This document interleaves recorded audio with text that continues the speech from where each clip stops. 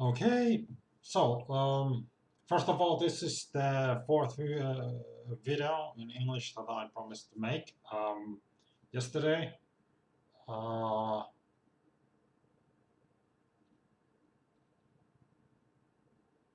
in the beginning of my rant on heroism, or about heroism, whichever way I named the video.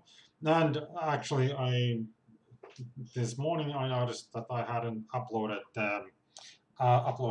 pre-false loophole yesterday. You know. So I actually uploaded pre-false loophole today, but I recorded it yesterday. So today I'm gonna, this is the video about pop culture. Well, actually, what am I going to title this? Subverting expectations. Yeah, maybe. That might be because that's actually sort of the theme I'm going to be talking about and bringing up. And I'm going to compare and contrast the four franchises: Star Wars, Marvel Cinematic Universe, Game of Thrones, and My Little Pony: Friendship is Magic. And obviously, I'm a bit biased, my wife being Pinkie Pie, so I'm ever so slightly biased in this thing. Um, so, anyway, and in the latter half of this video, I will be actually speculating about season 9 of MLP, the final season. I'm going to try to get in on this brony action, though my videos are way too long for your average brony to watch, because then again, I don't know, bronies do watch reactions that are, long, but again, they are reactions. There's actually the episode going on in the reaction, so that's why bronies watch reactions that are long, but I won't be having. I'll be having a bit of uh, an image from the show, but I won't be having much. Well, not video at all, and even the image, I'm not entirely sure if it's actually okay with article 13. Living in the dystopian future of European Union. So, but anyway, so once I'm going to get into the speculation, I'll switch to this. Uh, so you will know that at that point that I'll be. So if you're only here for the Broly speculation on MLP season 9, then you can just look for this when I switch to this screen later in the video, and you will know that that's when I go into the speculation. And of course, obviously, I'm going to I even if you are not a brony, um, uh, here's the thing. If you haven't watched MLP, if you're not caught up with MLP, you haven't seen season 9, episode 8. By the time you're watching this, oh, by the way, I need to mute this. Um,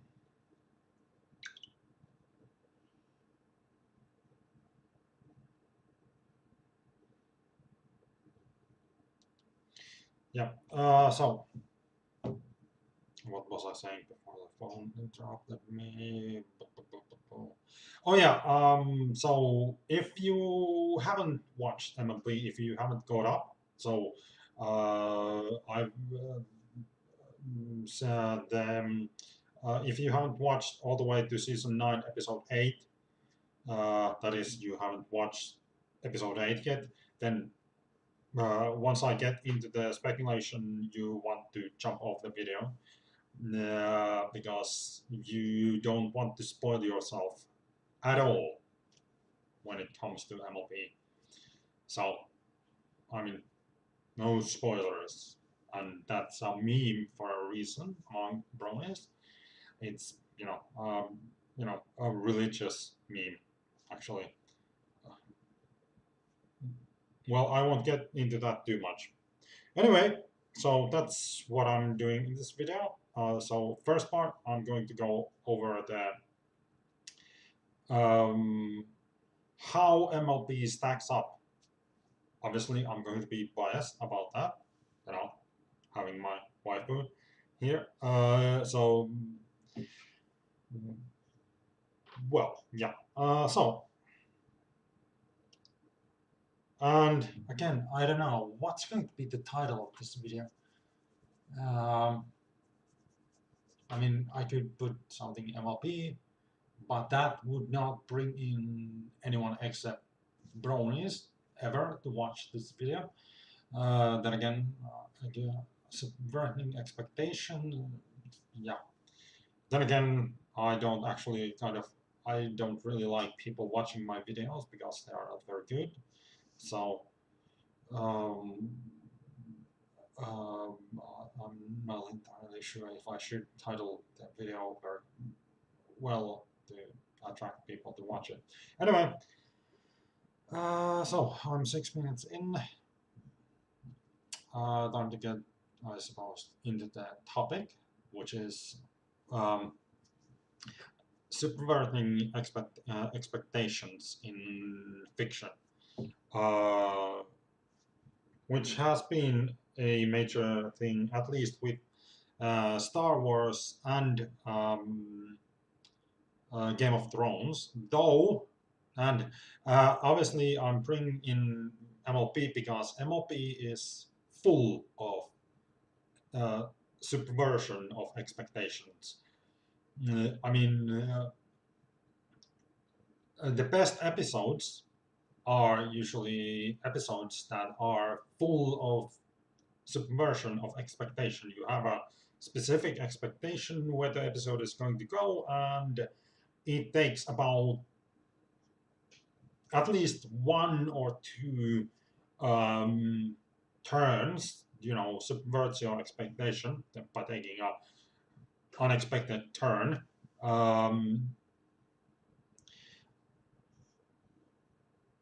But usually it's but here's the thing.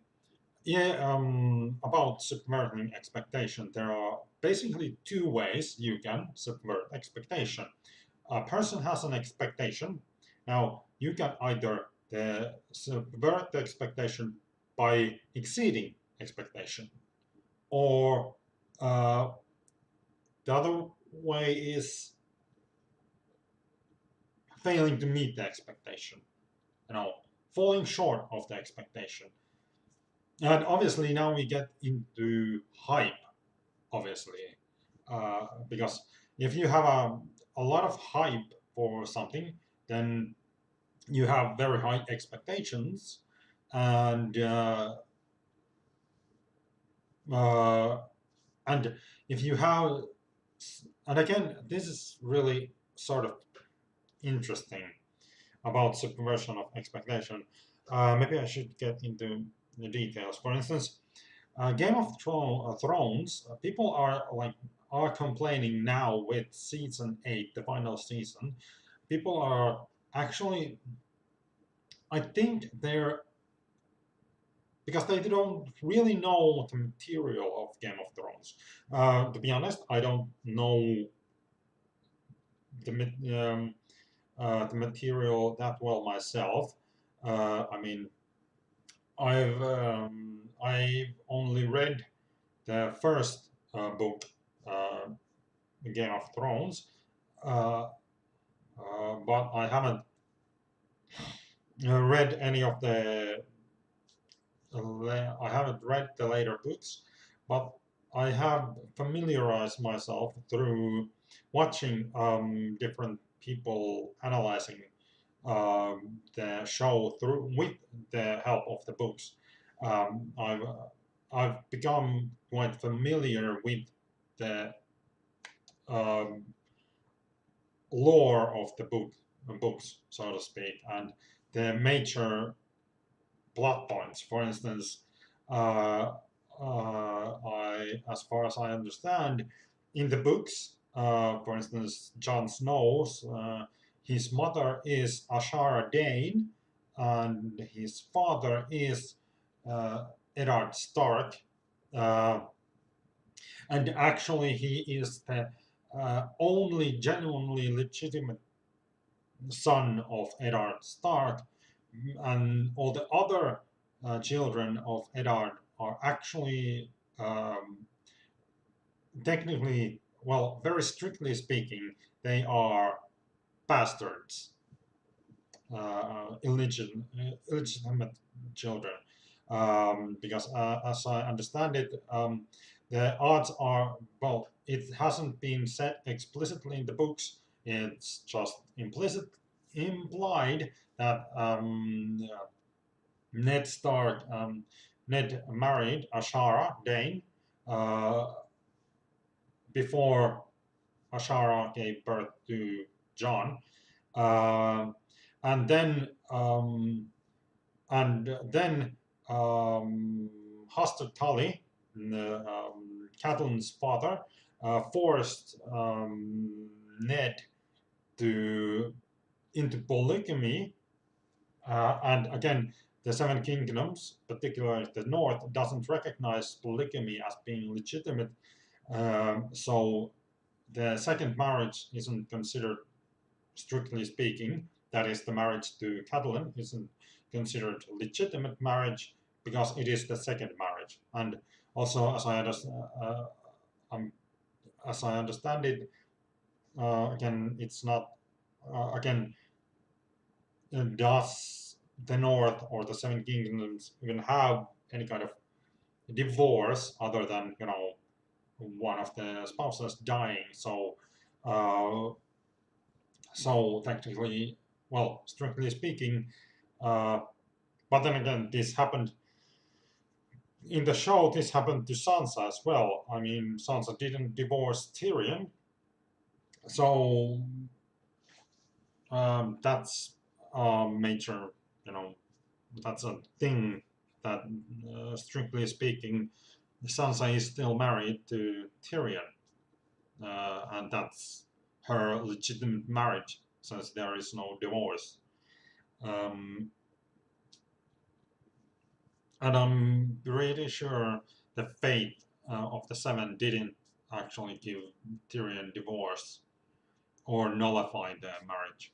But anyway, um, what?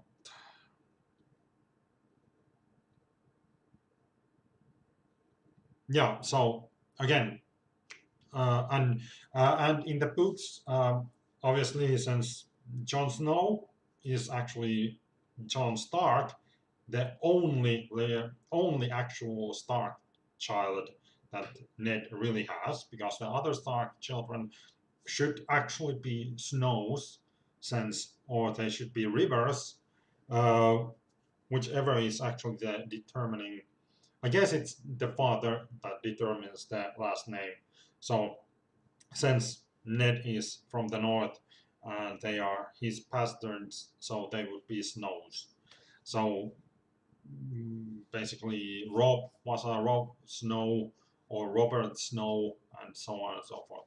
So anyway, and then again, in the books, uh, Rhaegar and Lyanna did have a son called Aegon, and apparently this is again Aegon was given to Ashara to raise uh, to foster Aegon Targaryen, and and in the books Aegon Targaryen goes by the name Young Griff. Uh, so yeah, so again the show is kind of really like again.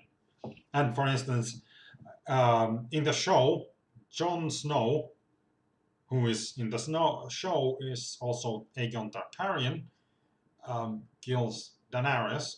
But in the books, well, is it who kills Daenerys? Is it Aegon Targaryen or Jon Stark? Which one is it that kills uh, Dany? Um,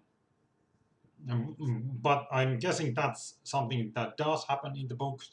So Danny does get killed, and that's actually one of those things about subverting expectations.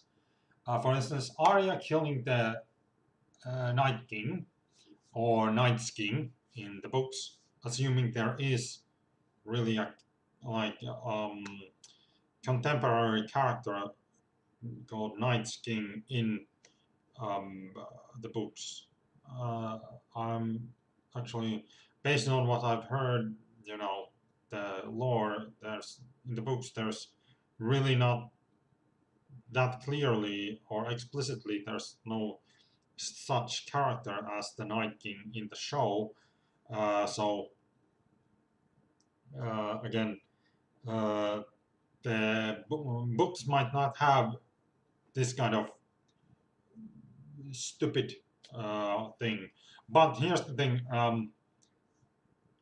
Based on the lore, what I've gathered about the lore is that the children of the forest actually worship the same deity uh, uh, as the House of Black and White. That is, the Faceless Men worship the same deity as the children of the night.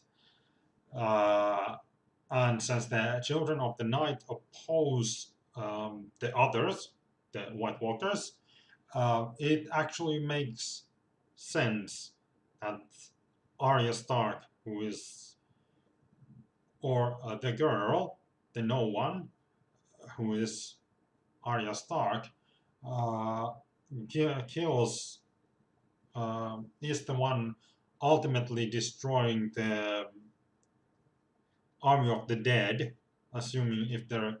I mean, again, I'm not sure if the books have that the Army of the Dead can be destroyed by killing some linchpin in there. Again, this is the incompetence of the showrun. The writers of the show is this. So again, I don't know which part of, because we know that Game of Thrones, the last season, the end, is something that George did tell them that how the story will end, but how much details did he give them? So that's a thing. And again, for instance, the Night King isn't something that was introduced in the books, so there might not be any kind of easy way to get rid of the Army of the Dead in the books. So anyway, so and and again, Danny. Here's the thing, and people are really upset about Danny's so-called madness. But as many have pointed out, Danny was always a tyrant.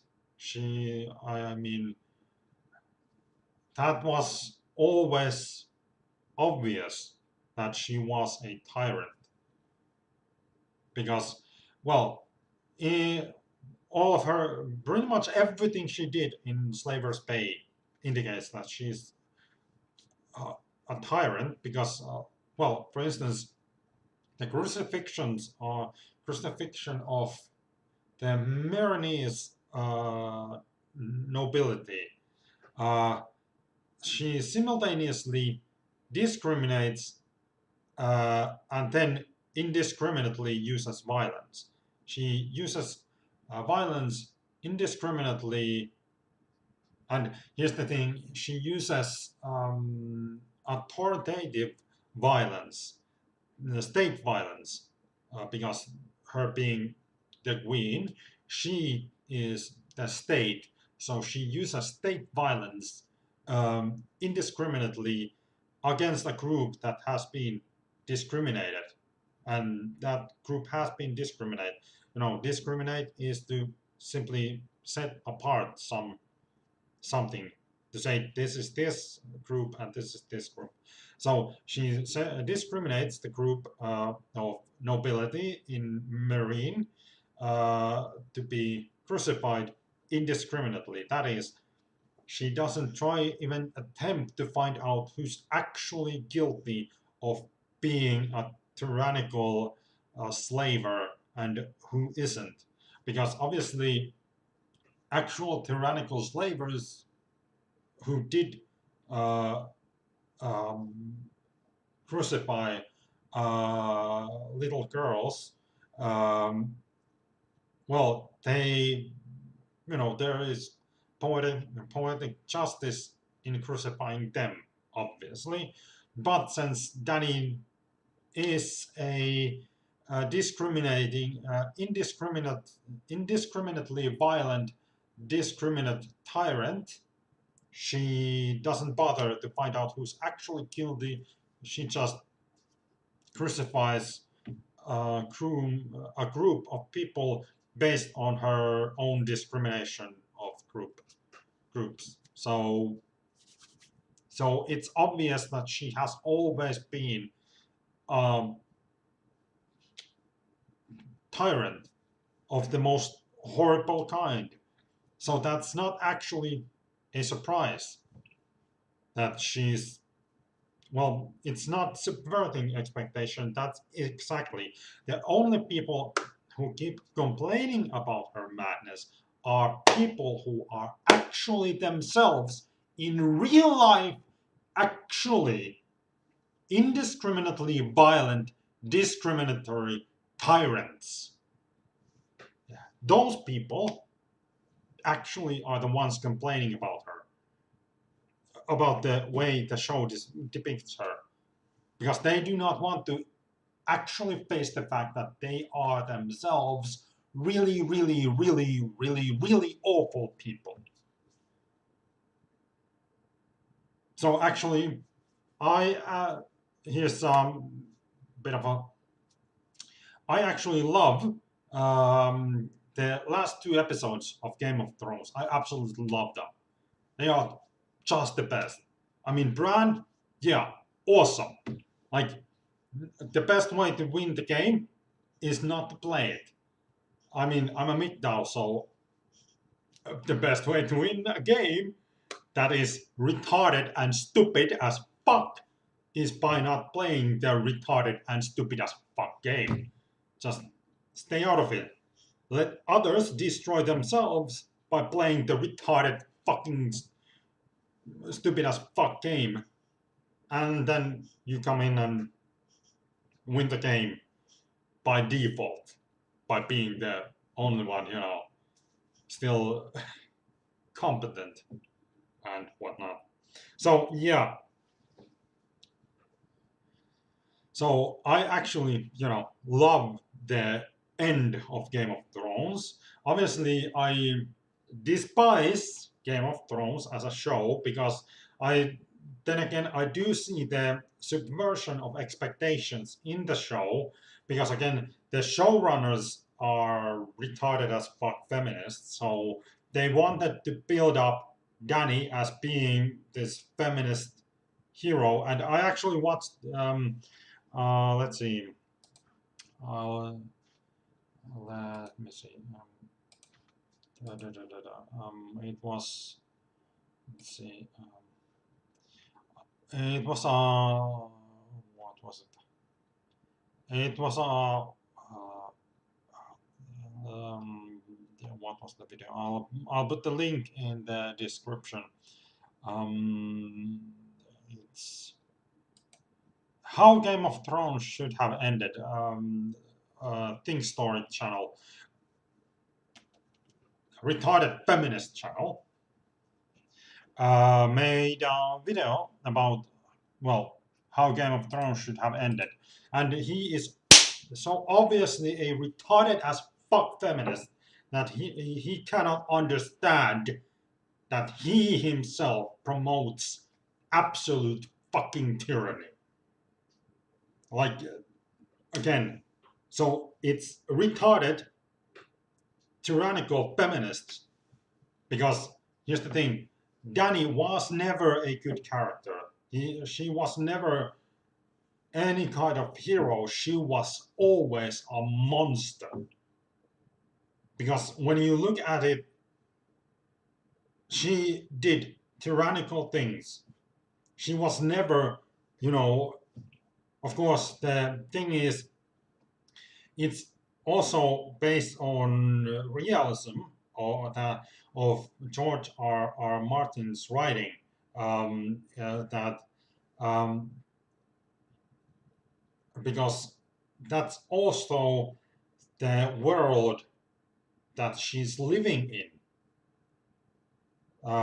She's a product of her own world, so she is bound to be a absolute, absolutely monstrous tyrant because of her own world. She's because her world doesn't have any examples of. I mean, the closest thing that happens to any kind of progression of political system is at the end when Tyrion points out that maybe the supreme leader of Westeros should be elected uh, instead of being a herited position.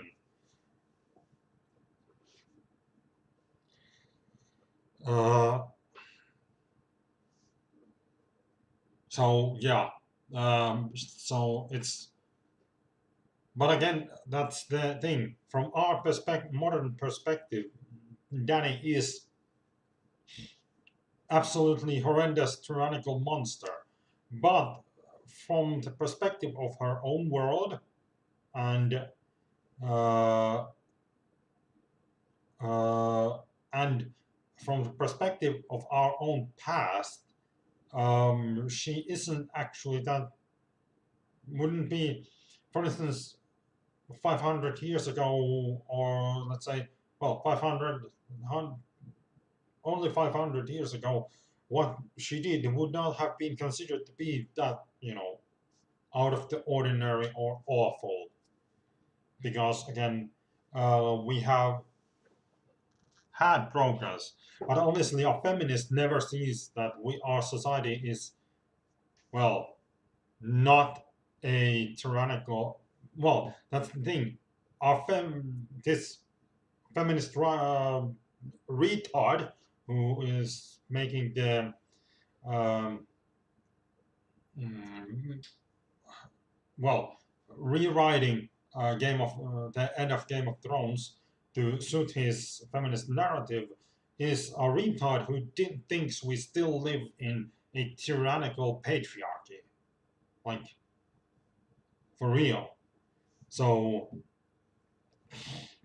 yeah. So again, uh, the so the but the subversion of expectation is because they have been the show writers have been building Danny up as a, well, the characterization of Danny isn't consistent in the preceding seasons and episodes.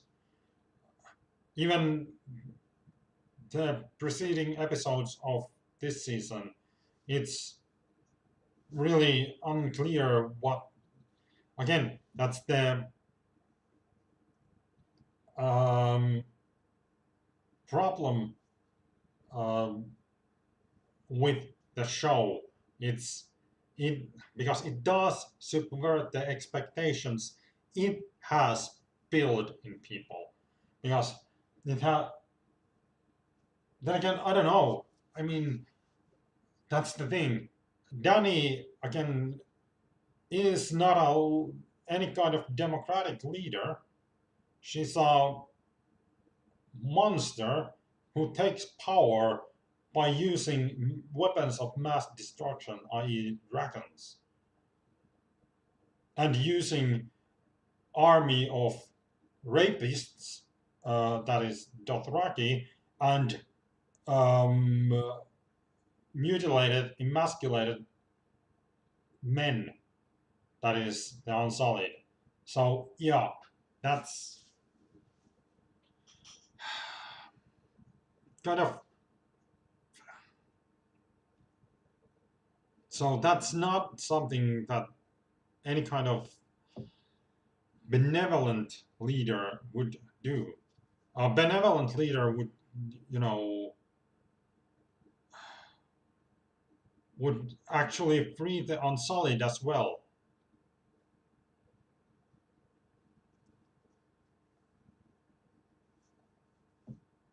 Like, but that's the thing. She was never a benevolent leader, really. She was always wanting to be in power. So again, but on the other hand, the show writers did write her poorly, um, in that in many of her interactions, she does come off as being someone capable of actually rational thinking and rational action, uh, even though in other parts she clearly is irrational when it comes to what she wants, and when she wants wanting something, she definitely isn't rational about getting it. She will go to any length to, or she has no inhibitions in pursuing things she wants. So again, the depiction of her, the characterization of her is extremely inconsistent on the show. Obviously, the show also has the problem that it's unlike the book, that in the books Danny is a point of view character, so it's actually easier in the books to see what's going wrong with her when you can see things from her perspective, so you can actually see, read her going insane. Whereas with the show, we don't get her inner workings, so we can't actually see that well that she's going batshit insane and tyrannical monster. Yeah, so that's the submersion of expectation in Game of Thrones. Like it it does build certain expectations about Dany and Jon and the Night King. Again, the Night King is also a big thing. The Night King is built as being something that has some impact on the actual story, but no, the Night King has no impact on the actual story, except being a kind of a drag on the whole story. Uh, well, or maybe a distraction, sort of. Well, yeah, a distraction, instead of being any kind of real. Then again, I don't know that. Then again, that subverts the expectation. But then again, that's subversion of expectation because the show builds the Night King to be something of significance, not to be just a distraction from from the significant things. And also, even with the significant things, for instance, Qyburn and the mountain and whatnot, it doesn't really matter for except the game ball. That's the only thing where any of that matters. So and Yeah, and I admit, for instance, Jamie's again art. Uh, again, yeah, again this because I'm pretty sure what happens to Jamie and Cersei might be something pretty close to what happens in the books. I um, I would have to watch the episode to see what the final uh, pose is, but the Valangor prophecy is that Cersei will die with her little brothers. If I remember correctly, the prophecy is that she will die with her uh, little brother's fingers around her throat. So I would have to go check back the episode where they die. Is that how she dies? Does Jamie have um, is Jamie holding her by the throat? Um, After all, that's the only thing that the prophecy needs to happen, needs to have happen for the prophecy to be accurate. So that's an interesting thing. Anyway, let's see. So that's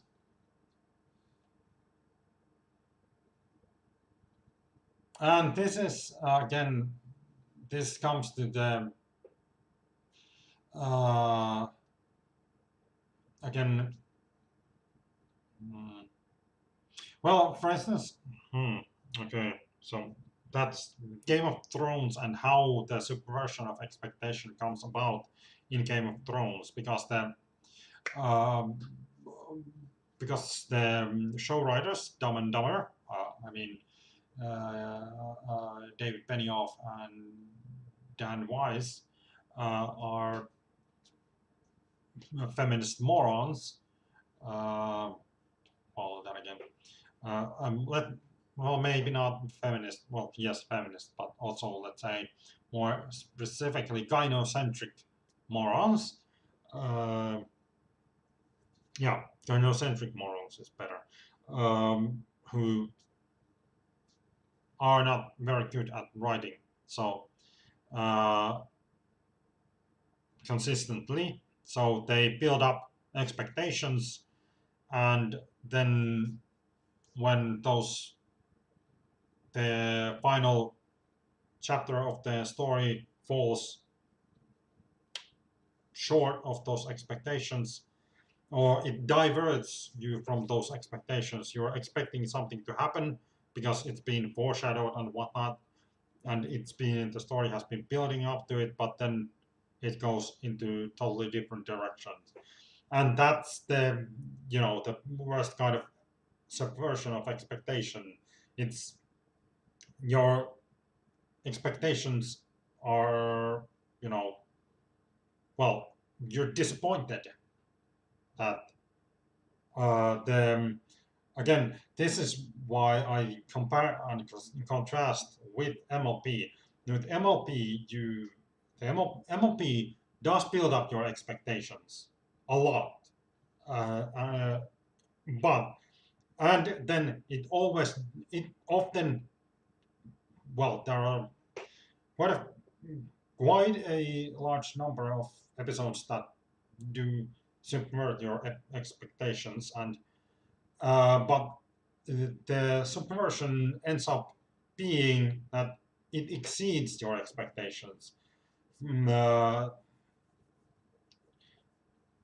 uh, I mean, last season is a good example. I had certain expectations for the end of the how the season would go on and end, and boy did they subvert my expectation. But in the end of the of last season, it exceeded my expectations spectacularly. It was actually quite a bit better than I had speculated. Um, so, and with this season, the last season, I'm actually fully expecting. Well, I have expectations, I have speculations about the end, but again, I I'm hyping myself up a bit, but I'm pretty sure they will again. Well, this time they cannot not subvert my expectations. I think, or at least subvert someone's expectations. Yeah, yeah. Then, well, I'm not going to go too much into it. Don't, in this part because I don't want to spoil anything for you. Uh, because season 9 might be the best season so far. Well, best season of MLP, and that's a lot considering that considering how good season 7 is, which is the season to beat, at least in my estimation. The season to beat is season 7, because season 7 has some of the, well, it's so consistently good, and I mean, there isn't a bad episode in the season. There are some, and a lot of the best episodes are in season 7, and there are so much things going on in season 7 that, yeah, it's definitely the best season so far. So, and again, we've been hearing that season 9 might be better. So, and there's a small chance that the season 9 might turn out to be better. So anyway, so don't, I don't want to spoil anything. Um, but I don't mind hyping because you can. I'm not entirely sure it's possible to have too much hype when it comes to MLB. Uh, because again, MLB consistently subverts your expectations by exceeding them. So now let's see. So again, I'm not. I don't mind building up hype for MLB, and here's the thing: even if you have the intention that you are not going to watch MLB ever, still don't spoil yourself, because if you end up watching, you will not forgive yourself for spoiling yourself on MLP. If you actually, you know, end up watching it and you have spoiled yourself, you will not forgive yourself for taking that enjoyment out of the show. Anyway, what was I going?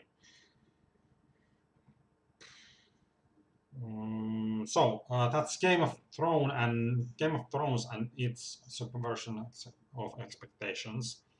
Now, the other one that has had a lot of issues with subverting expectations is obviously Star Wars.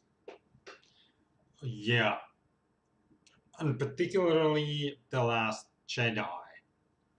Uh, yeah, well, people have been making so much videos about The Last Jedi and how Star Wars has gone down, has, you know, crushed and crashed and burned because of The Last Jedi. I don't know if I need to, but again, there it's again it's the same thing that is going on with Game of Thrones. Is that a feminist moron, Ryan Johnson and Kathleen Kennedy? They subvert expectations by inserting a retarded feminist narrative uh, into the movie. Well, Ryan Johnson is the one who puts the feminist agenda and narrative into the movie, and it, yes, it subverts your expectations, and the subversion, well, again, it doesn't exceed your expectations, because that's the thing. You have two ways of subverting expectations: is by exceeding them or falling short. Again, as I said, I actually do love the end of Game of Thrones, because you can very easily really like the end of Game of Thrones if you pretend that you didn't just watch. Um, you pretend like that's what you're. It's like a movie. You're coming into it at the end. You don't know what's happened, so you read from the last episodes. You pick up on what's been happening before the last two episodes. That's the way you can actually love them, because you can pick up on a lot of things from the last two. So actually, that's what I recommend if you want to really like Game of Thrones. Watch the last two episodes before watching anything. Watch the last episodes as a movie, like as a movie. You watch the last two episodes.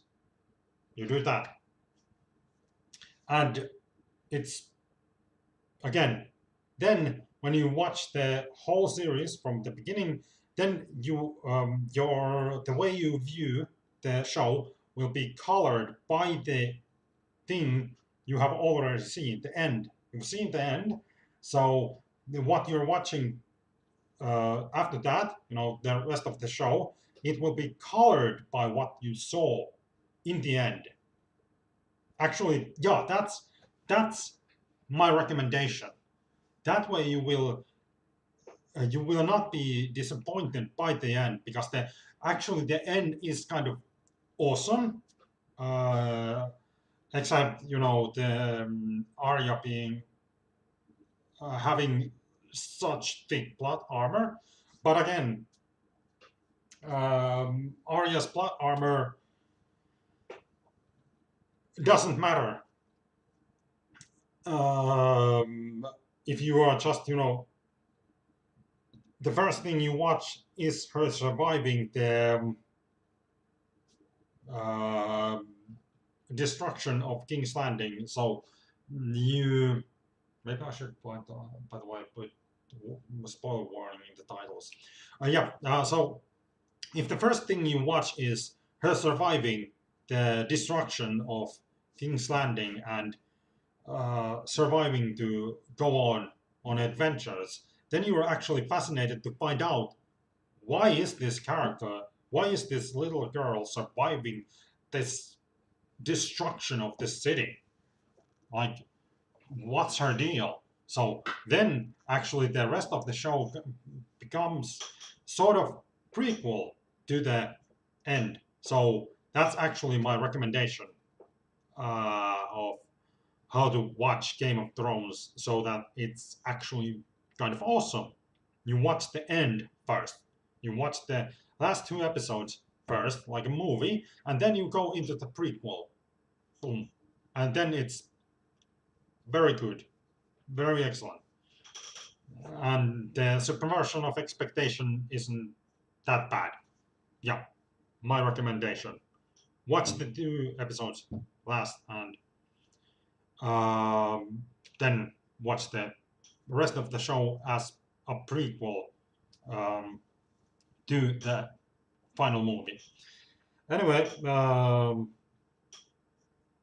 now again with Star Wars. Yeah,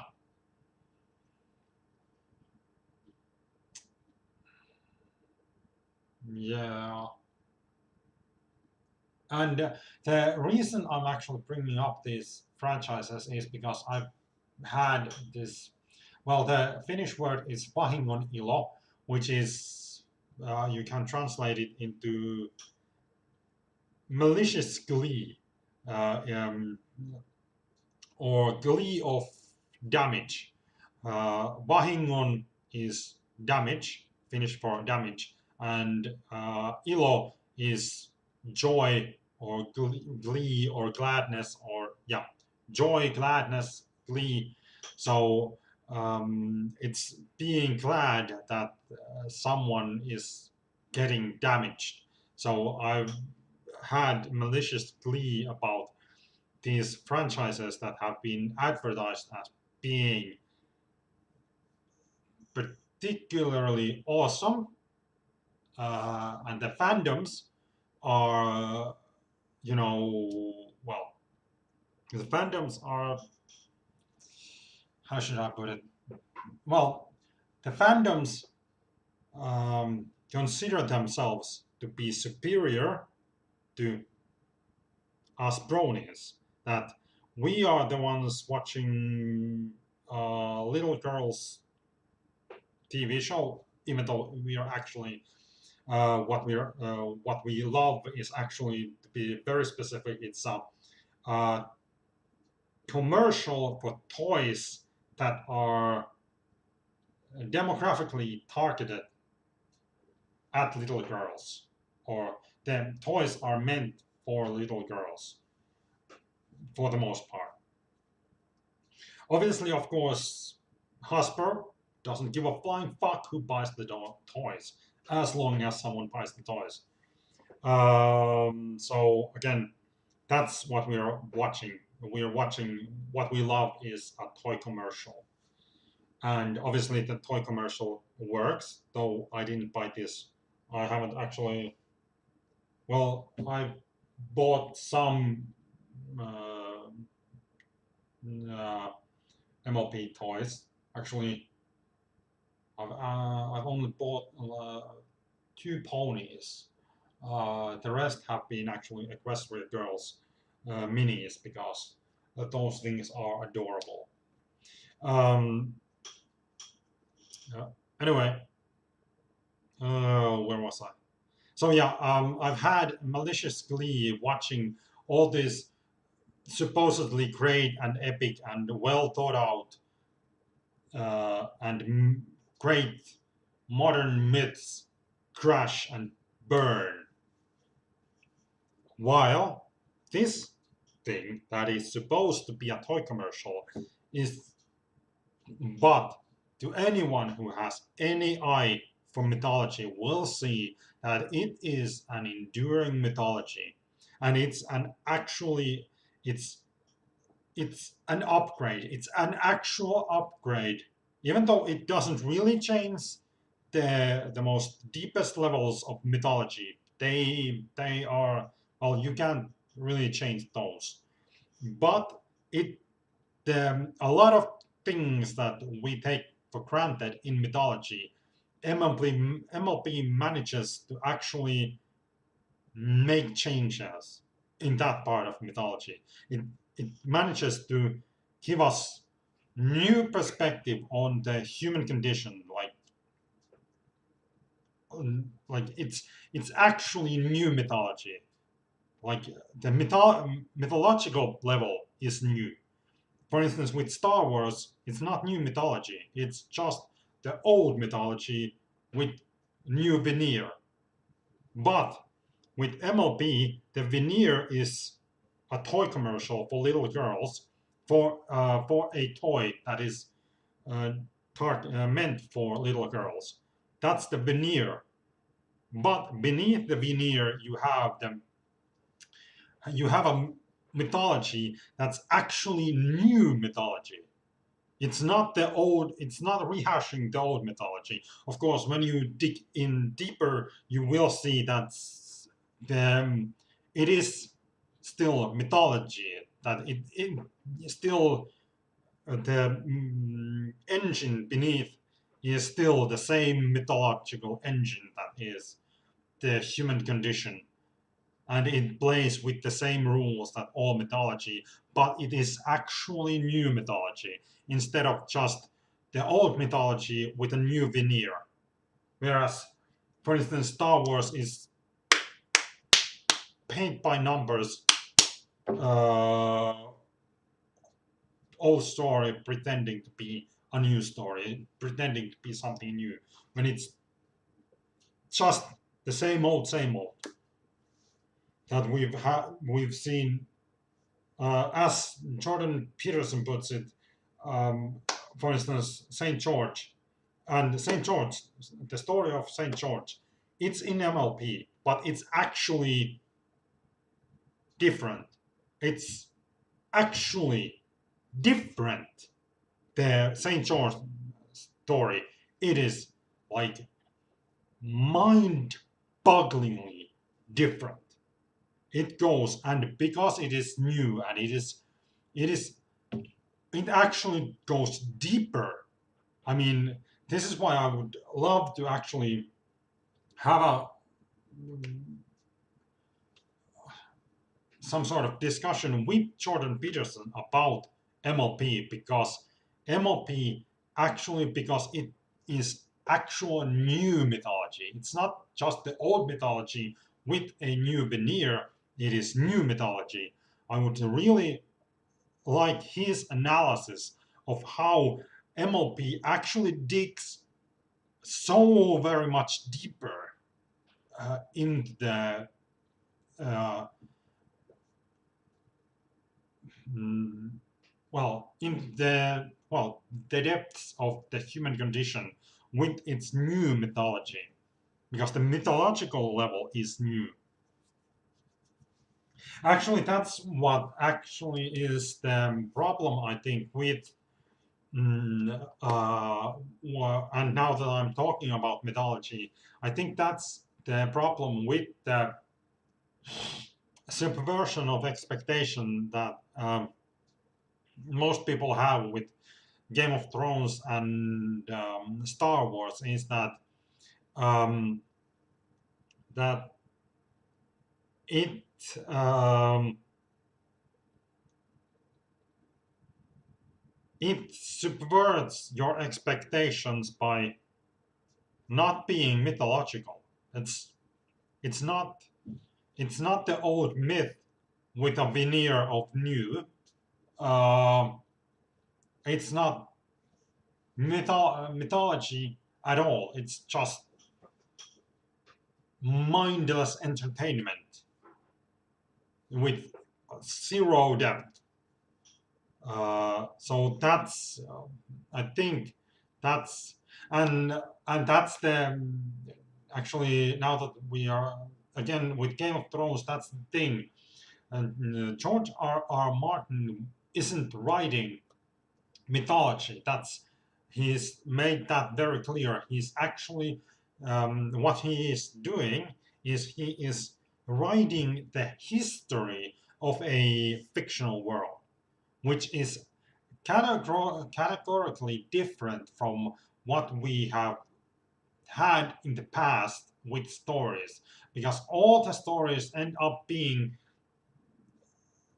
to a degree, particularly fantasy stories, are to a degree mythology. And of course, with when you make the comparison Tolkien and between Martin and Tolkien, it's obvious Tolkien intentionally was building new mythology. That was his goal, to make new mythology.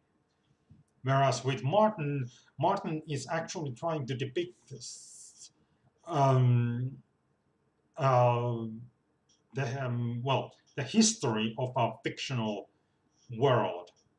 So there's because the premise is perfectly different. So obviously both Song of Ice and Fire and Game of Thrones will subvert your expectations on this, because they are not mythology. They Neither of them really tries to be mythology. They both try to be the history of a fictional world. Of course, now with Game of Thrones, here's the thing: uh, Dumb and Dumber, they are not actually on the level of Martin. For instance, they don't know history. They are even dumber feminist retards than Martin himself, who is a feminist moron himself. Um, so uh, they don't know how to.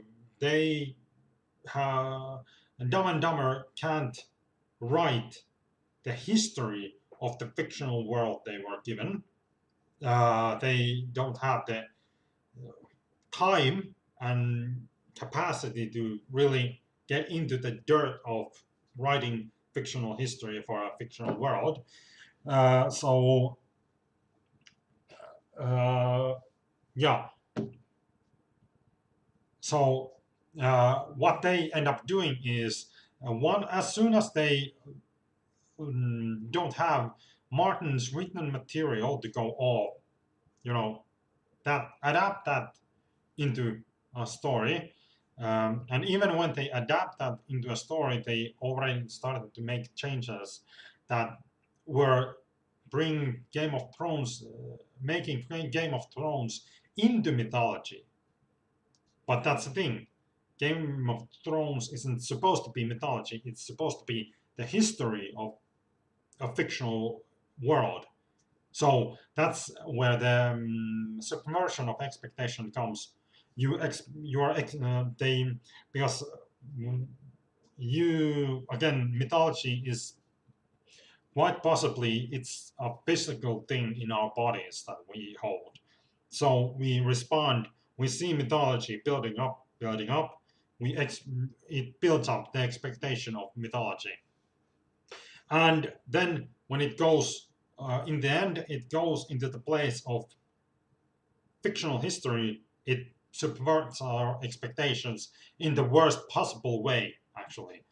That we have such a disconnect between the end and the myth, let's say historical end and the mythological build-up to a historical end.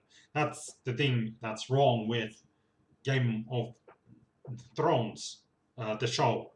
Obviously, the books are history of a fictional place. That's the whole point of what Martin is doing. And as as I as I've understood, Martin is a role playing nerd like myself. So fully I'm fully on board with you know going deep into fictional history because again I'm a role playing nerd myself, so I love going into fictional history and figuring out how certain fictional history should have played out. So, uh, anyway, now let's see.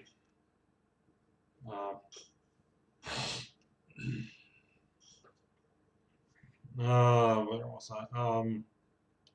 Yeah, so with Star Wars again, I think that might be a thing that for for instance, a lot of people who have been making videos about the Last Jedi actually complain about, and this was actually something that was complained about the prequels as well, that suddenly you go from mythical concepts and whatnot into taxation and trade routes. And again, me being a role play gaming nerd, obviously I love that aspect about the prequels. I mean, the more lore I get, the happier I am. So obviously, that's not something I complain about. But I get that, and what J.J. Abrams did with Force Awakens is that he returned so heavily to the mythical build-up. He went into the myth, and it's like, and like I just recommended with watching Game of Thrones, the end of Game of Thrones uh, first, and for instance, Arya's thick blood armor, it's comparable to Rey. You actually, it's like, okay, why is Rey this way? And obviously that builds up the expectation that how is Rey like this? Why? What's the explanation? What's her background? You sort of want the prequel to Rey. How did Rey become so competent? Obviously, The Last Jedi just answers that it's the phenomenon of the Force that the Force actually is seeking balance on its own. That there's actually no that the balance will seek out the Force will seek out balance on its own, which means that which has been sort of has been a theme and has been somewhat within the lore of Star Wars lately. I mean, it's sort of in the Clone Wars uh, TV show, and it's a bit in the Rebels TV show, and in the prequels as well. That the Force is seeking to balance itself, which is um, so. Uh, so that's the and actually that someone pointed out that that would have been excellent reason for Luke, who is, according to most Star Wars lore, is the greatest Jedi Master who ever existed. That would be excellent reason for Luke Skywalker to cut himself off from the Force completely and end the Jedi.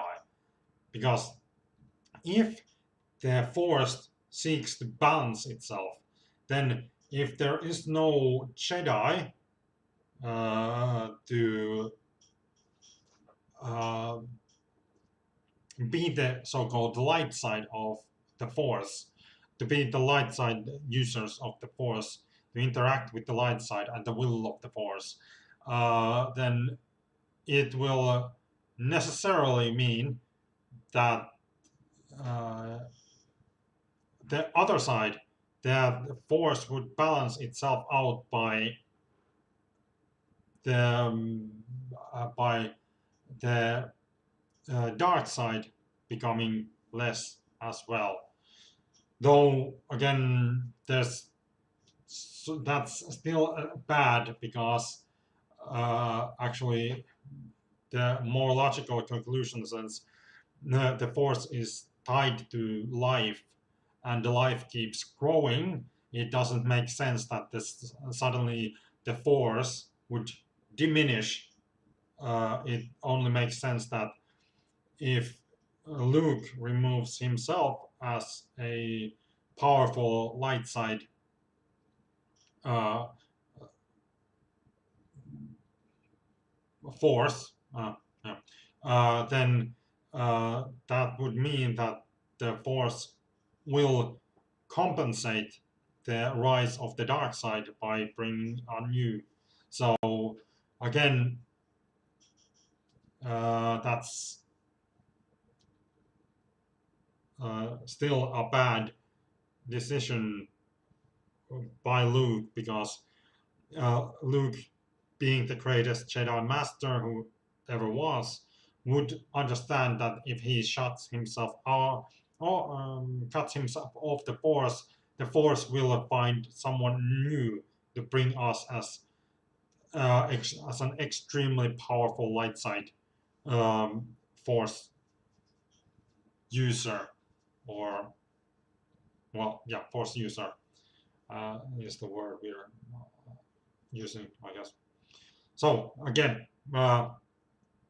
but in the Last Jedi, there are some of the consider like there's a hacker in there, and there's fuel is suddenly consideration. This has been a major thing, and of course there are really stupid things like the bombers in the beginning of the movie.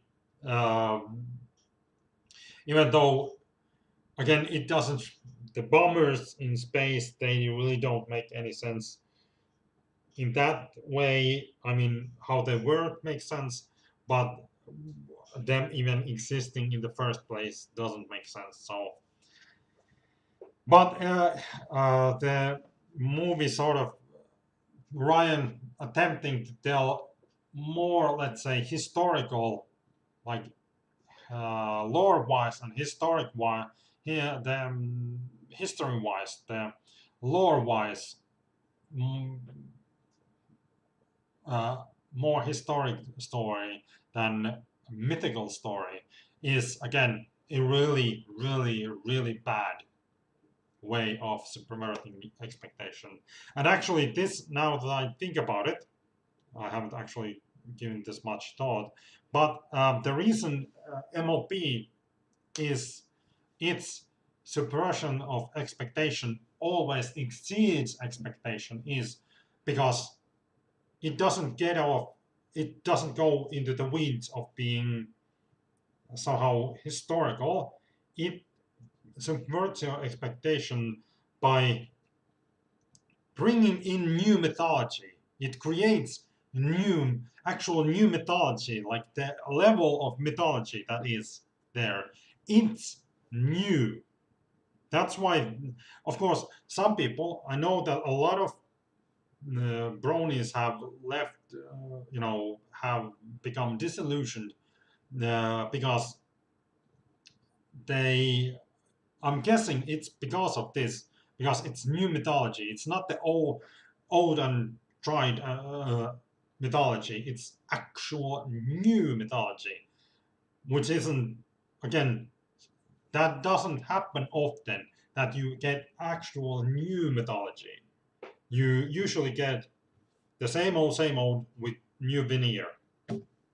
Um, but this isn't just that it has a veneer of ponies, but it's new mythology under the surface. So uh, now, Marvel Cinematic Universe, again, comic books have been mythology for a long time now. As I understand, comic books themselves, Marvel and DC both have trouble with the modern Western theocracy, the Church of Women worsting, putting its agenda and again ideological propaganda isn't the same as mythology, though there are in, and that's the funny thing about MLP as well. It's since it's a toy commercial and it's meant for little girls, obviously it is supposed to be feminist propaganda, and it is supposed to be postmodernist, i.e., communist propaganda. But on both fronts, it fails so spectacularly, so epically fails, that it is actually counterproductive um, uh, in that aspect, that it will create in its target audience, it will create a very, very strong um, um, oh, wait, what's the word I'm looking for? Um, something, sub, uh,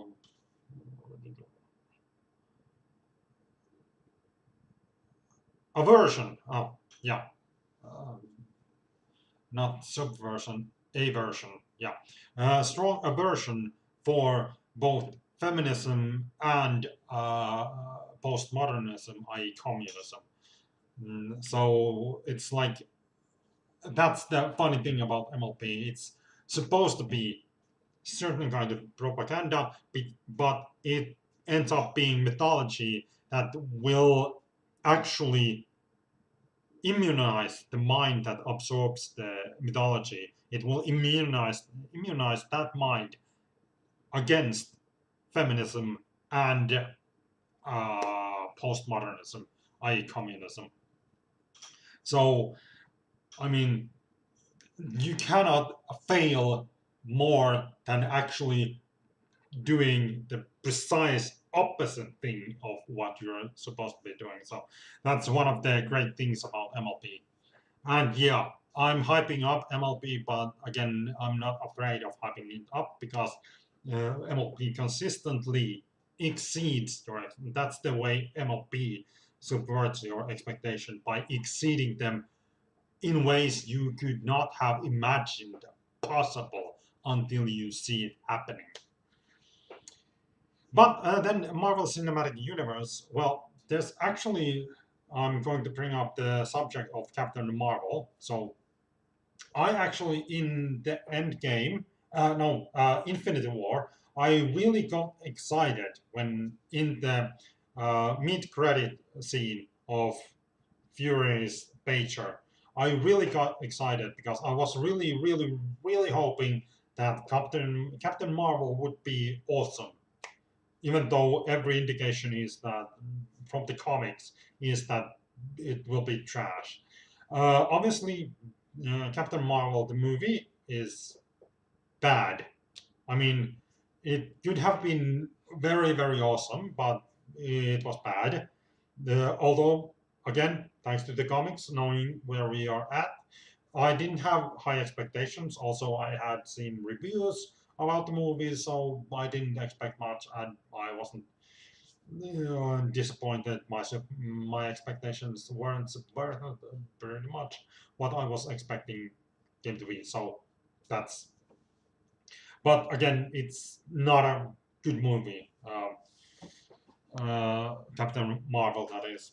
It's not a good movie, but yeah, it didn't subvert my expectations on that part. Now, Endgame, on the other hand, her inclusion in Endgame is exactly what I wanted. Like, for instance, because again, I, I mean, her name is Captain Marvel, and she exists in the Marvel Cinematic Universe, so it would make sense for her to be outrageously OP. Like, like she's supposed to be outrageously OP. Yeah, I mean, she could. I wouldn't actually mind her being like, well, the Pinkie Pie of Marvel Cinematic Universe. You know, the character who actually winks at the, breaks the fourth wall because she's that powerful, just like Pinkie Pie. That she can actually break the fourth wall because that's just how powerful she is. And and I especially like the scene in Endgame when she arrives in the end, in the final battle, uh, uh, and all the cannons turn to shoot at her because they recognize that that's the superior threat. But it's again, so I actually and here's the thing: I actually have great affinity for Marisu characters. As long because here's the thing: a Marisu character can be great character as long as the character has self-awareness. That and again, breaking the fourth wall is a very good way to do that, especially if you are dealing with particularly powerful character like Captain Marvel. It would actually make sense for her to break the fourth wall, to actually be self-aware of how insanely capable she is. And yeah, so that would be uh, mm, proper way of, well, her own movie should have built up this character. Like, so basically, she would be Deadpool, except even more potent than Deadpool. Then again, I don't know. I mean, Deadpool does have the continuity stone, that is an infinity stone that can manipulate the continuity of a story. Yeah, the seventh infinity stone, which is slightly more powerful than all the six put together. Yeah, so a single Infinity Stone that is more powerful than the Gauntlet. Ah, snap. Anyway, and obviously Pinkie Pie is even more OP than Deadpool with his Infinite Stone to manipulate the continuity of a story. Yeah. Anyway, so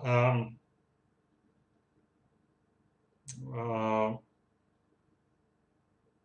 but yeah, that's actually because I watched Captain Marvel before watching Endgame. So actually, that was the way Captain Marvel was included in Endgame. Actually, subverted my expectations, and it exceeded my expectations. Except, that awful scene of that. Then there's that, the scene, the fucking female empowerment scene. Like, that's, that's just bad. Like, obviously bad. But I guess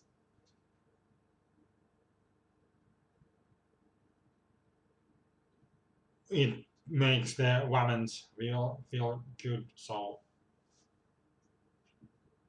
I suppose it's a good thing to have it. But it's a really okay. I'll explain this. It's a really bad scene because it's all about them being women. It's not that Captain Marvel has been able to collect the loyalty of so many people. It's just that because they're women. That's why they are all on her. And they've been lucky enough to not being actually beaten into a pulp in the fight already. So it's really like obnoxiously bad scene, the female empowerment scene in Endgame. I mean, again, it would have been impressive if Carol had been built up in a very long process of building up her into a character that like not, and that's the thing, not in this movie you can't do it, but in some other movie you could have like built up that Carol is like, you should have had a build up for that scene that would have made it, but because it's just they're women and that's why, so that is what ruins the scene completely. So so we can see that MCU is already having the same issue. It is, instead of allowing the story to build the scene, you know, you know, because MCU is going on still.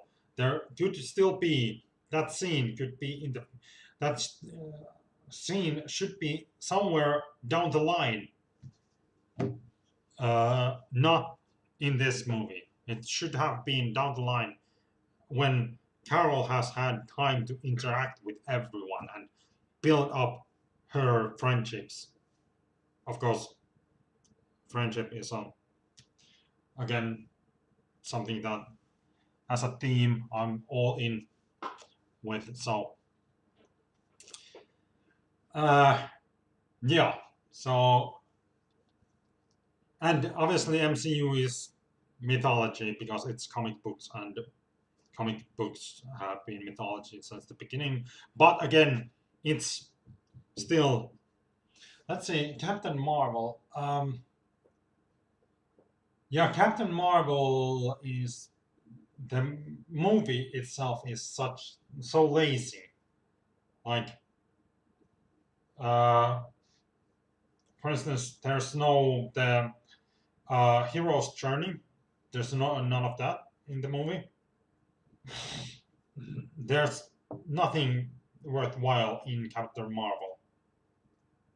So yeah, I mean, yeah, that's a big issue. That and again, I was excited because as I said, I'm sort of a fan of the concept of Captain Marvel, particularly being the character who's actually named after the very universe she inhabits. So that would actually be um, really like awesome if she were appropriately OP and if well she is appropriately OP.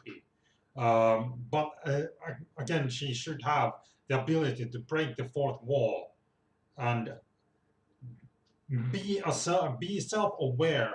Well, she does have some in and she does have self-awareness about her uh, power, but it's not so much like again it comes because it's a feminist narrative. It actually she seems to be considering herself morally superior, not just in terms of power. So she's basically Danny. Um, and again, she's smart and condescending. So, yeah. Uh, but in concept, I like the concept of Captain Marvel, and I really, really wanted that to be done better. Obviously, I like the concept of Superman in DC because Superman is basically the same character. Uh, but again, with the execution of that uh, concept in DC, it's just as lackluster always. Uh, but you know, so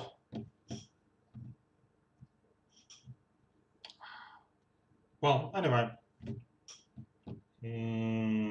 I guess that's enough about the general subject of subverting expectations. So now I will get into the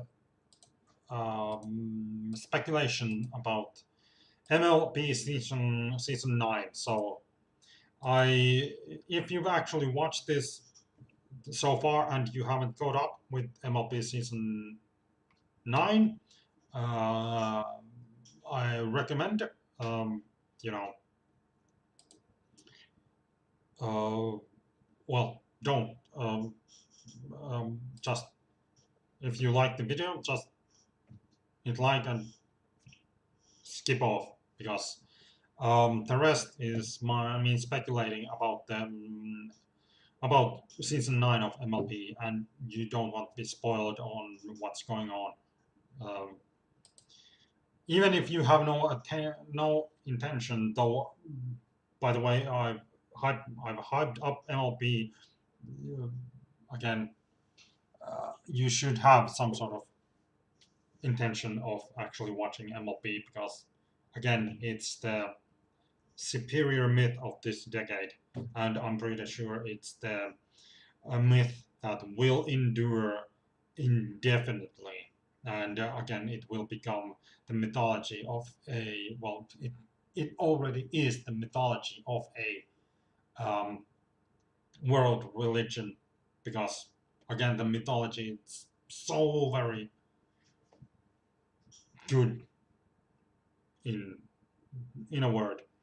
So Uh, so I'm going to say bye to everyone who isn't, brony and you haven't caught up. So now there, I'm hoping that I'll give you a bit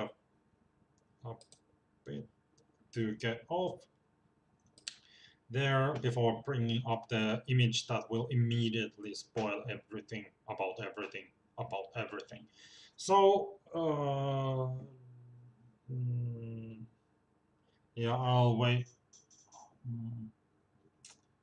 a bit still. Let's see.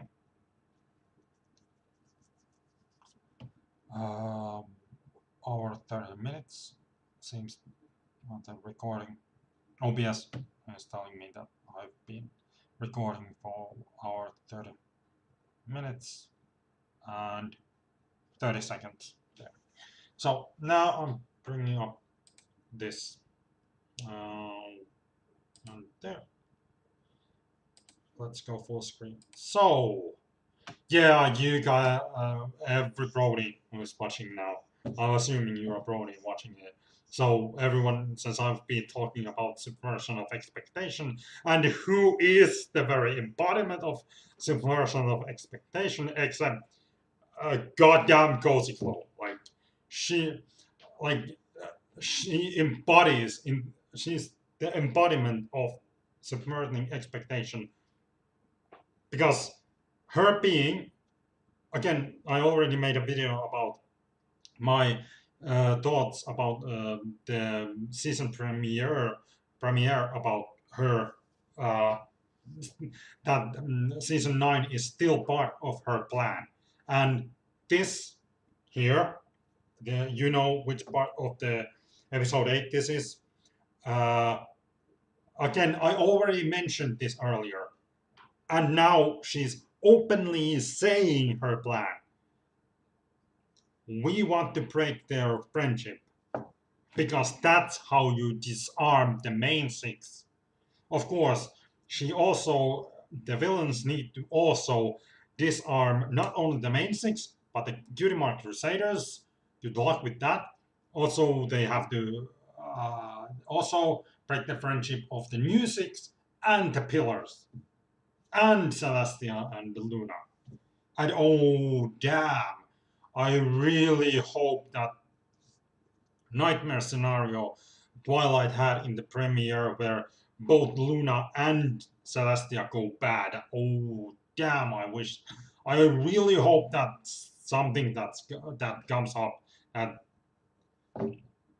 well, again, and that's the thing. But and now here's the thing. My full expectation is that we are still on Cozy's plan, and Cozy is going to be the ultimate villain because she kind of is the ultimate villain. Uh, and again, in episode in Frenemies, I mean, she very subtly, uh, I mean, she lets Chrysalis think that it is uh, it's Chrysalis's own idea to betray Krogar, even though it is clearly Cozy who implants that idea by pointing out that Krogar still wants them to work together, even though they conclude that working together is a way too much, reminds way too much, is way too much like magic of friendship. So they don't want to work together, but Drogar is forcing them. So again, and playing and as the uh, colloquialism, modern day colloquialism is, she is playing 4D chess. Well, what the fuck is her cutie mark? Might she actually be playing 4D chess? Does her cutie mark indicate anything like that? Like, but again, that might not happen. Like, that would be a subversion of my expectation that Cozy, and again, I actually have confidence in the writers of MLP that if Cozy isn't the chief villain, that the chief villain, the reveal of the chief villain will exceed my expectation. It will subvert my expectation by exceeding them spectacularly. Obviously, that's like, but again, so Cozy is like the embodiment of, because it seems that a lot of cronies are like really on board with Grokar being really like the boss, but it's again, you underestimate the tiny pink horse at your own peril. Like, we should get that. You underestimate the tiny pink horse at your own peril. I mean, we should have understood this last season, and I'm fully expecting it to be true this season. Now, really interesting thing about this episode is that Cozy went there.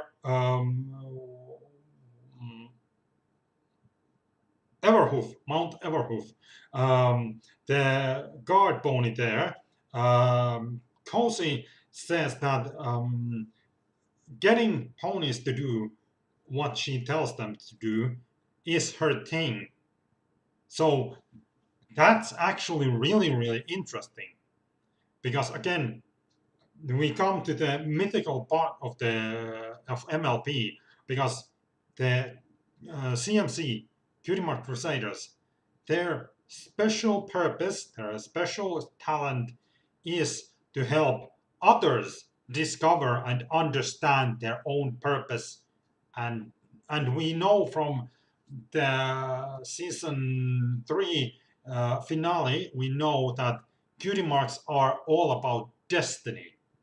So there are 3 cutie mark crusaders, and their special purpose, their own purpose, is about helping others discover their destiny.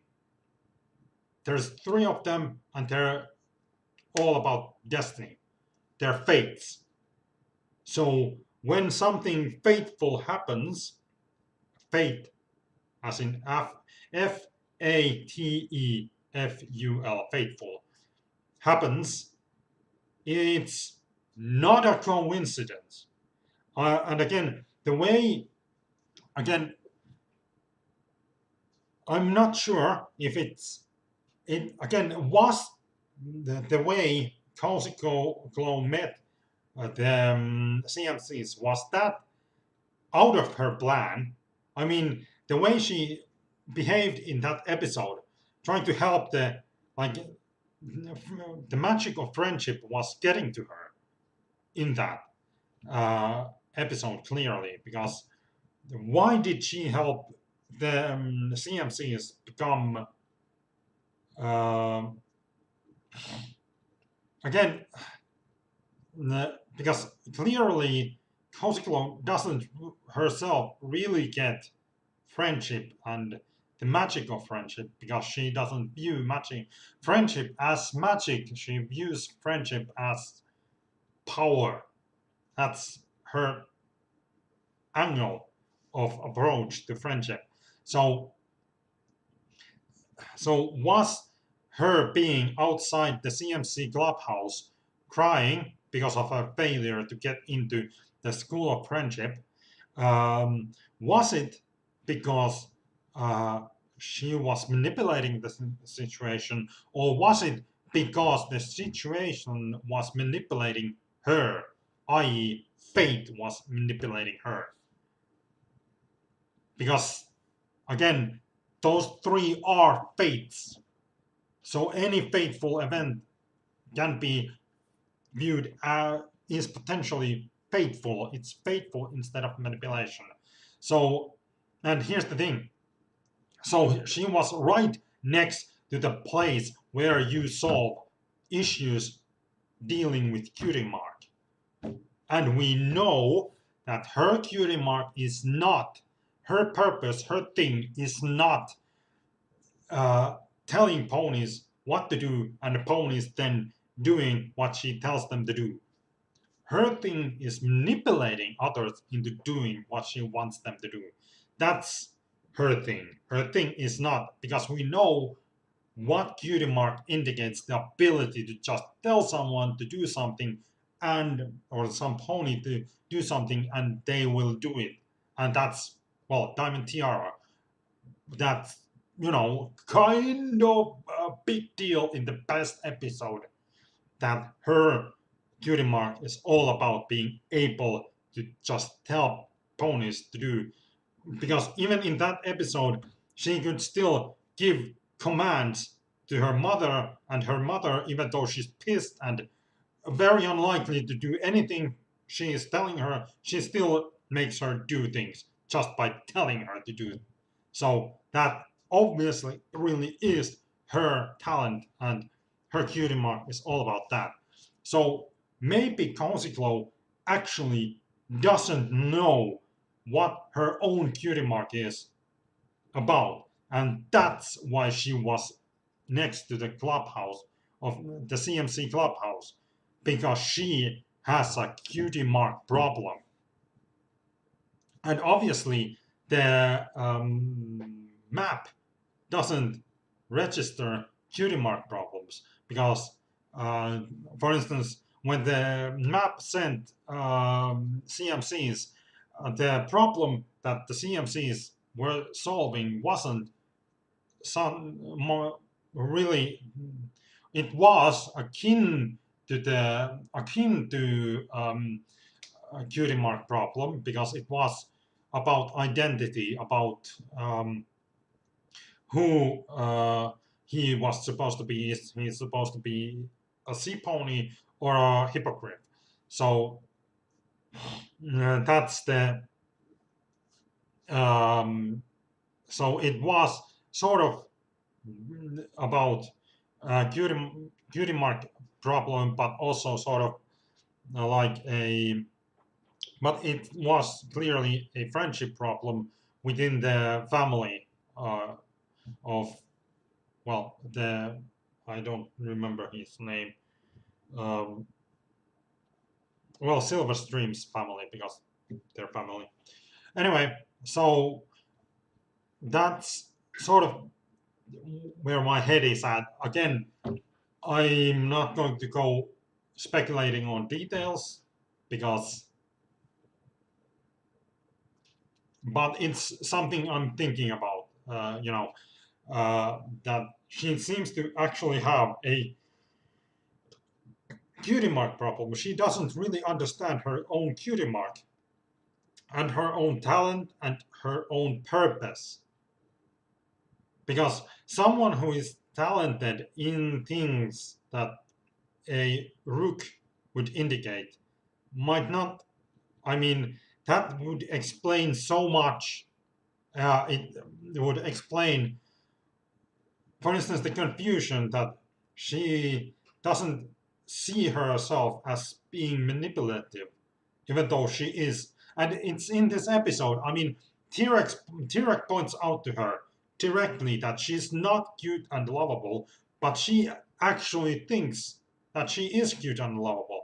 And that's why ponies do what she tells them to do, when in fact it is because she manipulates everyone. So that's an interesting point about this embodiment of subverting expectations.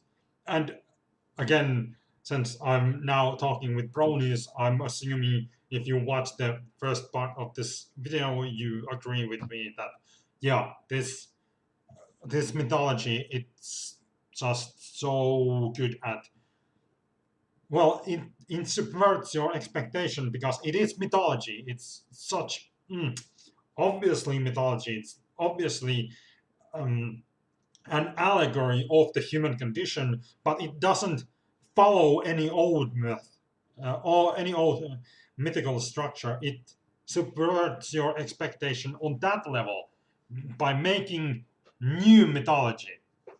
And that's like, that is incredibly impressive.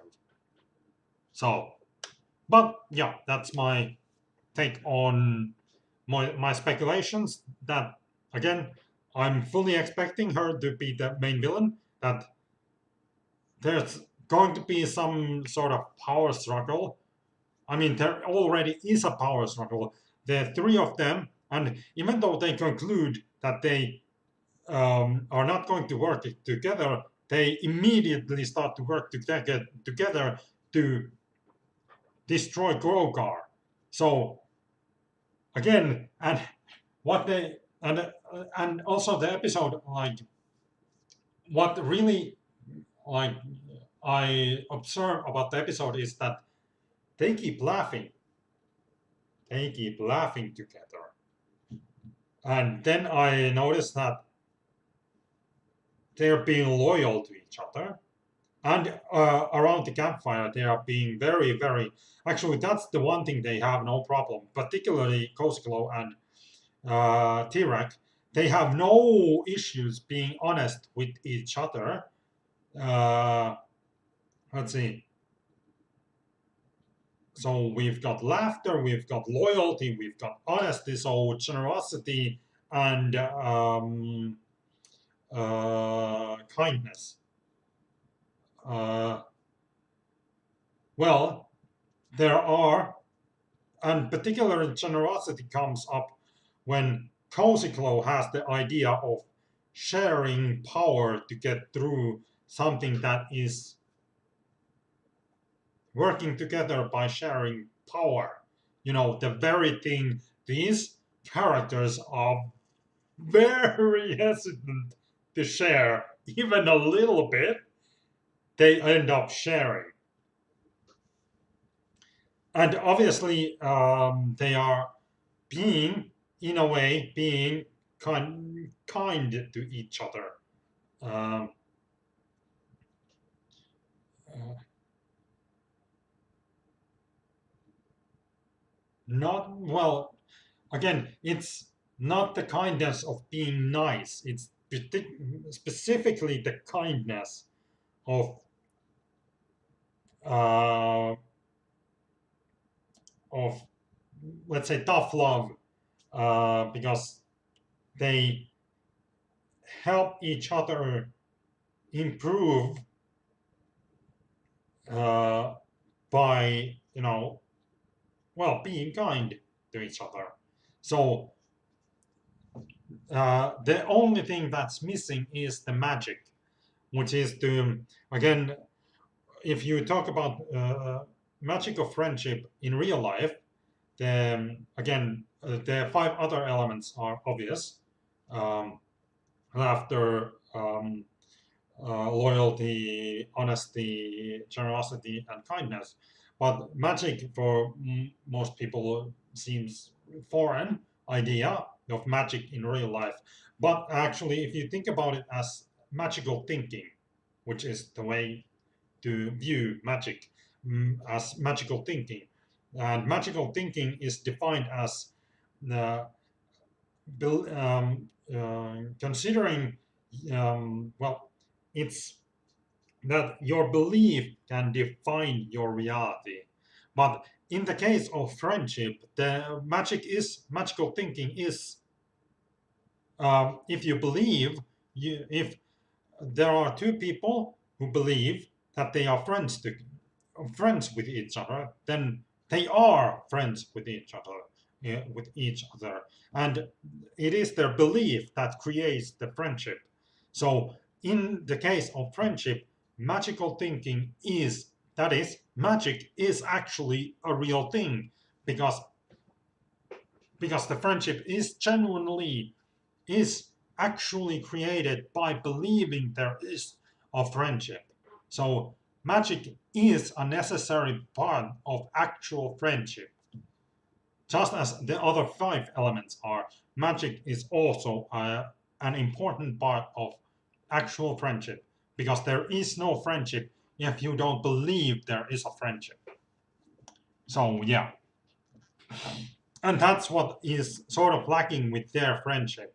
They don't believe they are friends yet, at least. I mean, Cozy is sort of, but again, Cozy isn't into magic of friendship. She views, again, because of her cutie mark and her misunderstanding of her own cutie mark. So again, damn, like, of course, I know about the spoilers being around. Uh, And for instance, in Finland, we get um, uh, Ruutu is dropping the first half of the season on what was it? June 14th. June 14th. So that's episodes 12 and 13 will be out early in Finland before ahead of the release of the American release schedule. So yeah, I know about the spoilers, but so no fucking spoilers in my comment section if you are watching this, before everything is before the canon is done. Because, well, in case you missed Rarity's point, no spoilers. Maybe I should wait. I think I actually have the meme. Uh, yeah, I think I probably have the meme on my.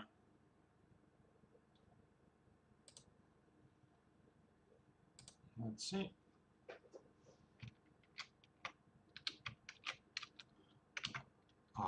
Just see. Spoilers. Let's see. I'm pretty sure I have it somewhere around here.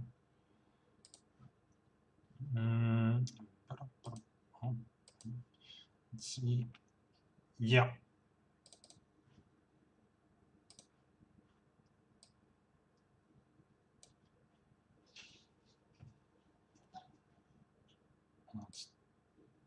Yeah.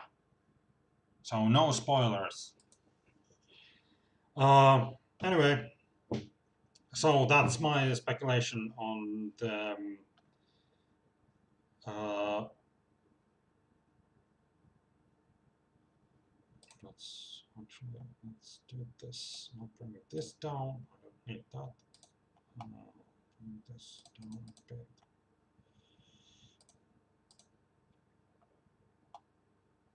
There.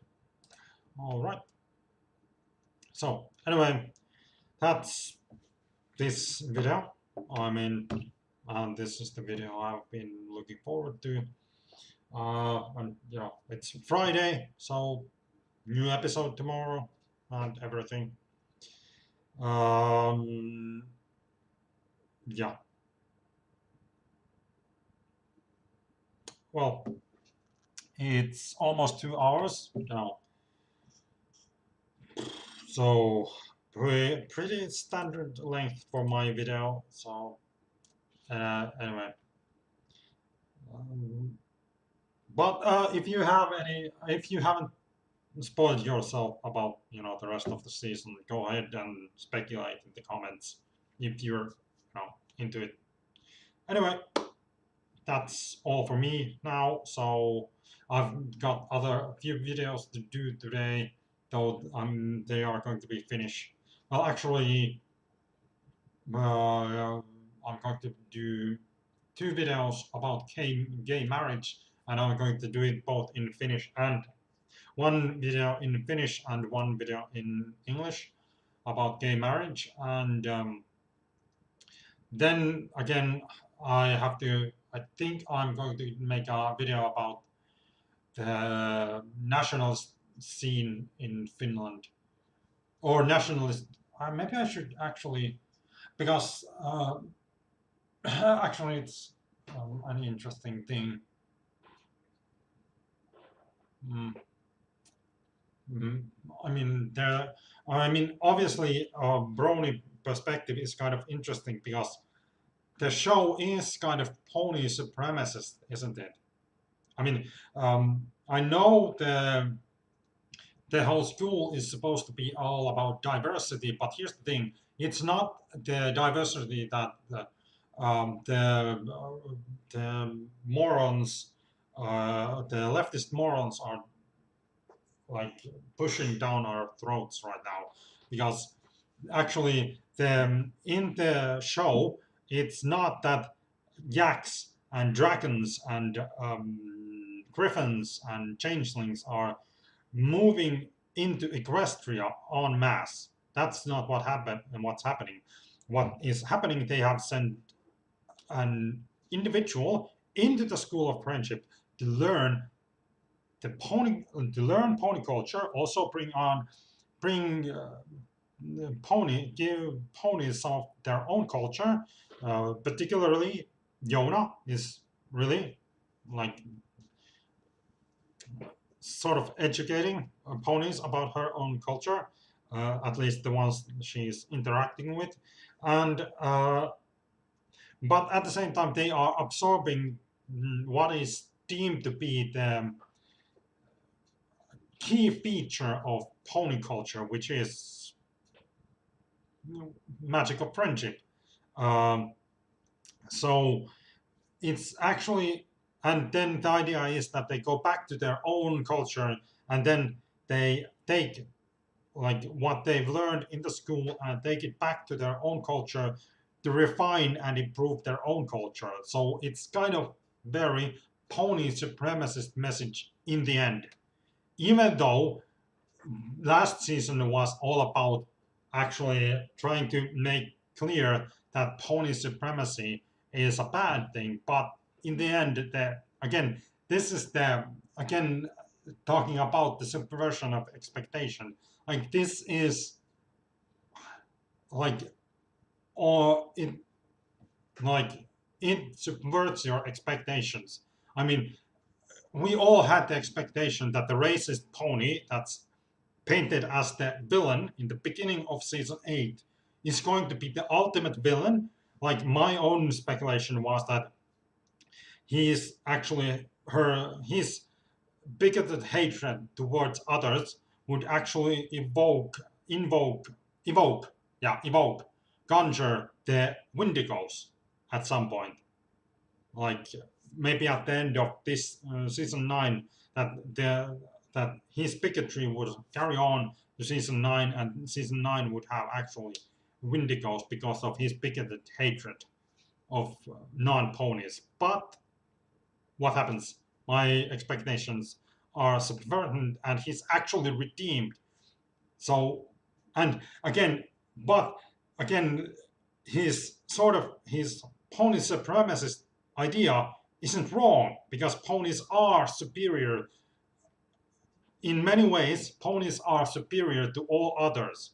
I mean, ponies are, due to their culture, which again quite probably stems from them being ponies, just like dragon culture stems from them being dragons, and griffin culture stems from them being griffins, and changeling culture stemming from them being changelings, and yak culture stemming from them being yaks living in the extreme north.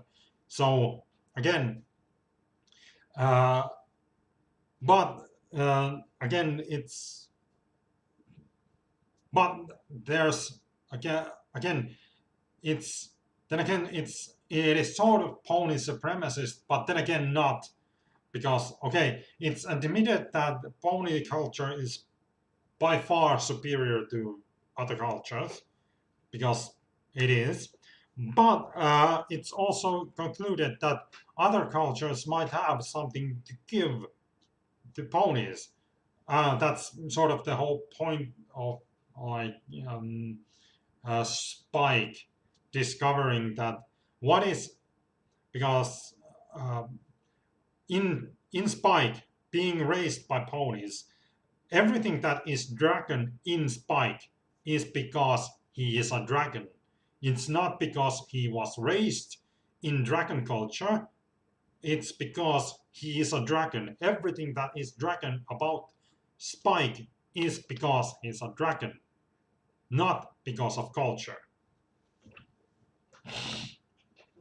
So again, that's kind of um,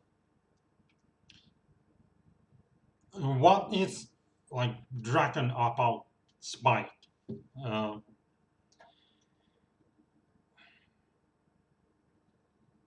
Uh, so this is like it's, and I was talking about Saint George myth that Jordan Peterson keeps going on about. yeah, Spike is like the absolute subversion of that because he's actually dreaming of being the Dragon Slayer while forgetting that he is the dragon.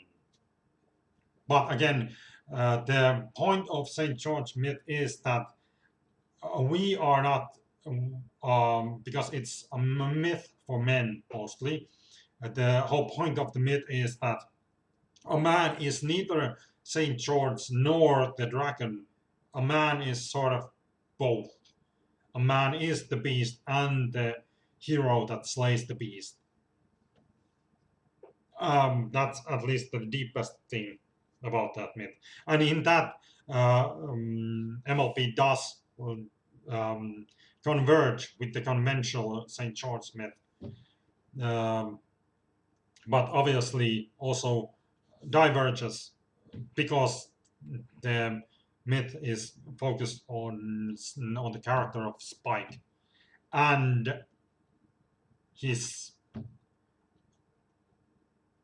love or crush on Rarity. But yeah. Anyway, what? I'm guessing that's all for now. Yeah, went over 2 hours. Anyway, so I'm going to make a few more videos today, but bye for now.